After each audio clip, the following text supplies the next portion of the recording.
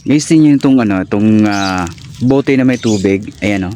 Ito yung tubig na to, nilalagay yan sa mga yung para hindi daw umihi yung mga aso sa harapan o kaya pusa sa harapan. So ngayon, tinapong ko na. So ngayon ito, titignan nyo, hindi siya nasusunog. Ayan, sindihan ulit natin, lagyan natin ng pandingas.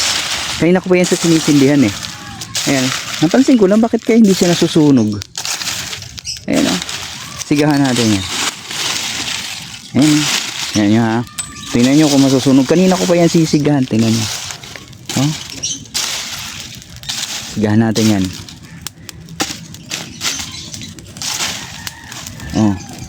Hindi siya nasusunog. Ayun, lakas ng apoy oh. Hindi nasusunog yung bote. Kahit anong gawin ko yan. Kanina pa yan. Ano, diliyab na yan. Ha? At kaya ganun. Hindi siya nasusunog. Ayan oh. Oh. Hindi na nasusunog yung yung bote. Kanina pa yan. Ayan o. Ito kasi sa likod. Marami kasing dahon dito. Ayan o, hindi siya napaano. Hindi nasusunog yung bote. Ayan, may laman na tubig yan. Kahit anong sunog ko dyan, hindi talaga hindi siya nasusunog yung bote. May laman na tubig yan. Ayan o.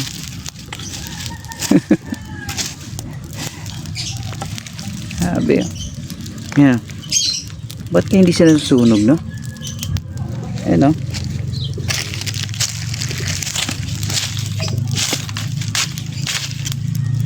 Hindi siya nasusunog. Hindi siya na-deform. Yung pa rin yung itsura niya. Ayan. Kaya ganun, no? Ayan. Hindi siya nasunog. Kahit anong siga, kahit anong sunog, di nasusunog siya. Huh? Kaya ganun, no? Kahit ang ganun ko dyan, kahit ang beses ko sunogin, hindi siya mapaano, hindi siya nadideform. Galing. Oh, diba? Ganun pa rin. Yeah, comment nyo nga guys kung anong kuan, bakit kaya ganon hindi siya nasusunog. Bote yan, may tubig.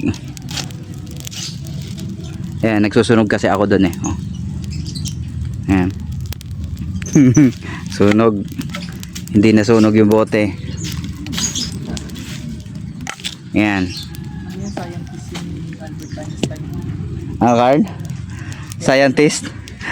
Si Carl. Ayan o. Comment nyo nga guys, ano nangyayari dito? Bakit kaya hindi nasunog yan?